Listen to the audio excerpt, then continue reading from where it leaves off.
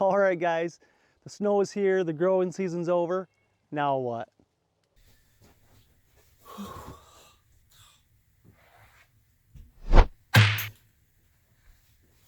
All right. I believe there's 3 things you should do right now that will help ensure success in the spring, and they're probably not what you're thinking. There are 3 things you should look at right now centered around what worked and what didn't.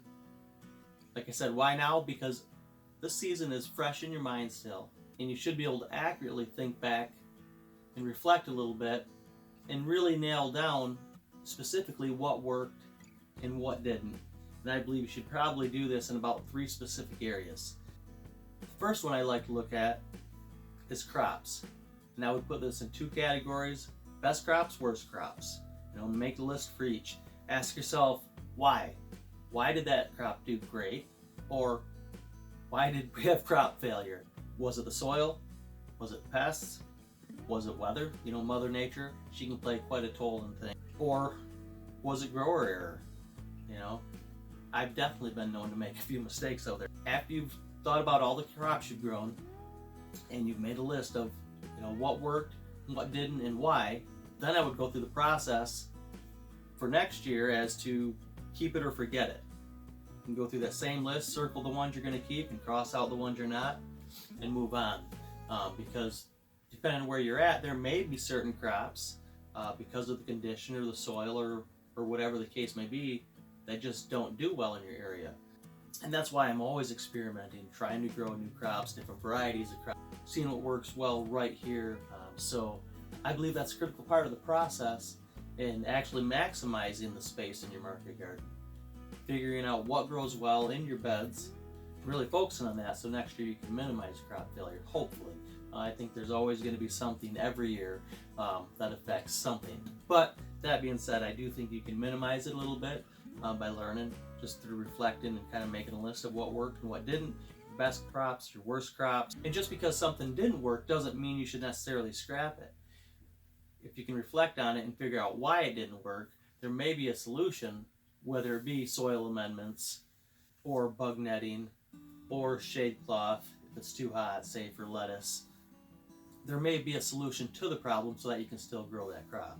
That's the first thing that I focus in on, is the crops. Best crop, worst crop. Now, the second thing that I look at is operations and infrastructure. What worked and what didn't. Remember, we're still going on that premise. So I'm going to look at my tools, the hoop houses, irrigation, wash pack, figure out if there's anything that needs fixed, replaced, or improved. Make a list for each of those. Again, while it's still fresh in your mind, do you need to look into getting a different tool so you can work a little bit more efficiently, or replace broken tool, or maybe add another polytunnel for next year? So this is the time to do that while everything is still fresh in your mind. Now, the third thing I look at is, and I think this is important right now, because you just looked at your crops, because you know at this point what crops you're going to grow again next year. Now is the time to do your seed and soil amendment inventory. Again, make a list of what you have and what you need, and I would order it now if possible. We all know there's still shortages going on, and we've been dealing with that a little bit when it comes to ordering seeds for the last couple of years. So I would say don't wait until everybody else waits and place your orders in February, March, April, May. I would do it right now if at all possible, because the reality is you can't grow it if you don't have the seeds. So just in the event that it may be hard to get things again in the spring, I would try to source those now. So I personally believe if you just do this exercise, go through these 3 key things, all centered around what worked and what didn't, they should definitely help you start next season off on the right foot. Now, if you're a market gardener or a small-scale farmer, then you do sell your vegetables, whether it be at the farmer's market or through a CSA or through an on-farm stand. I believe there's still one more step you would still want to take right now, because again, everything's still fresh in your mind. So number 4 would be sales and marketing. This is the time you're going to want to reflect on that. I know we're not quite to the end of the year yet. However, the bulk of your sales are done. So looking at your sales and marketing, still going to the premise of what worked and what didn't. What revenue sources did you use this year?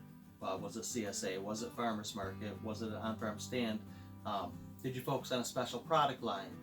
Did you do consulting? Did those work for you? Now's the time to review that, so that way if they didn't work, you have a little bit of time to figure out how to do things differently for next year.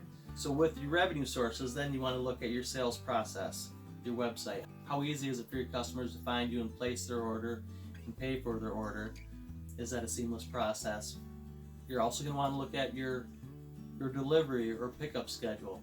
How did that work? Did you do the deliveries yourself? Did you hire that out? Would you want to do anything different next year? And then, of course, the last part would be your marketing. How are you marketing? How are you getting the word out there? How are you getting new business? How are you retaining your current customers? Are you using social media, in-person, direct messaging, email marketing, word of mouth? What platforms are you utilizing to market your farm and your products? Now is the time to look at those so you can really analyze what worked and what didn't. What did your goals look like for the year? Did you hit them? Did you miss them? It's a great time to make new goals for next year so you can get those mapped out before the first of the year. I would do these 4 steps now while they're still fresh. While you can maybe still feel the sting of the mistakes before you get to missing the warm sunny days in the garden and the failures of the season fade and are replaced with hopes and vigor of new season, which is what should happen, right? So this is why you want to do this now.